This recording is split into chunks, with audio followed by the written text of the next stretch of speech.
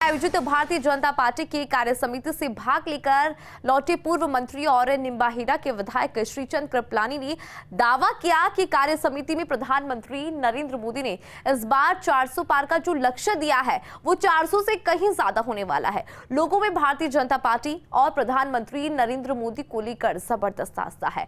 पूर्व मंत्री और निम्बाहेड़ा विधायक श्रीचंद कृपलानी से खास बातचीत की हमारे सहयोगी पीके अग्रवाल ने। देखिए।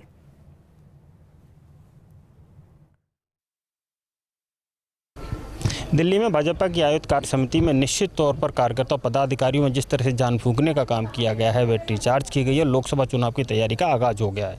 कार्य समिति से भाग लेकर लौटे हैं विधायक श्रीचंद कृपलानी, जानने की कोशिश करेंगे निश्चित तौर पर कार्य समिति में जिस प्रकार का नरेंद्र मोदी का भाषण हुआ है, दूसरे लोगों का भाषण हुआ और जिस प्रकार की बात कही गई है, कैसे देखते हैं आप पूरी कार्य समिति को? देखिए, कार्य समिति में पूरे हिंदुस्तान के जो प्रमुख हमारे एमएलए, एमपी, पदाधिकारी, वरिष्ठ लोगों को सबको बुलाया था और मैं समझता हूँ कि कार्य समिति में जो उत्साह हमारे देश के लोकप्रिय नेता हमारे प्रधानमंत्री मोदी जी के भाषण के बाद, हमारे गृह मंत्री अमित शाह जी के भाषण के बाद, हमारे राष्ट्रीय अध्यक्ष जेपी नड्डा जी का जो उद्बोधन हुआ, उसके बाद सब उत्साह से लबालब है हमारा कार्यकर्ता। और जो मोदी जी ने 370 बीजेपी की सीटें और 400 एनडीए पार का जो लक्ष्य दिया है, मैं मानता हूं कि इस कार्य समिति से एक पूरे देश में ऐसा वातावरण गया है कि उत्तर से दक्षिण तक, पूर्व से पश्चिम तक भारतीय जनता पार्टी को इस बार आज तक किसी पार्टी को सफलता नहीं मिली, उतनी सफलता मिलेगी।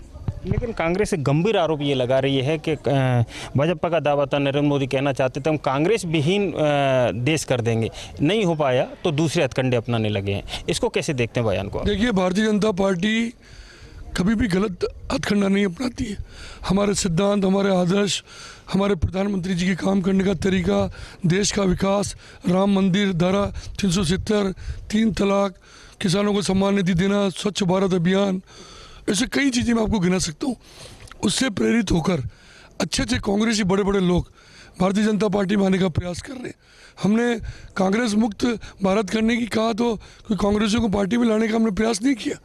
ये तो जो अच्छे लोग हैं वो आने का प्रयास कर रहे हैं, वो भी हमारी पार्टी छान छान कर ले रही है। और मैं विश्वास करता हूँ कि कांग्रेस ही नहीं, आज समाजवादी पार्टी, बसपा हो, कम्युनिस्ट पार्टी हो, कई पार्टियाँ ऐसी जिनके लोग पार्टी छोड़ के बीजेपी में आ रहे हैं।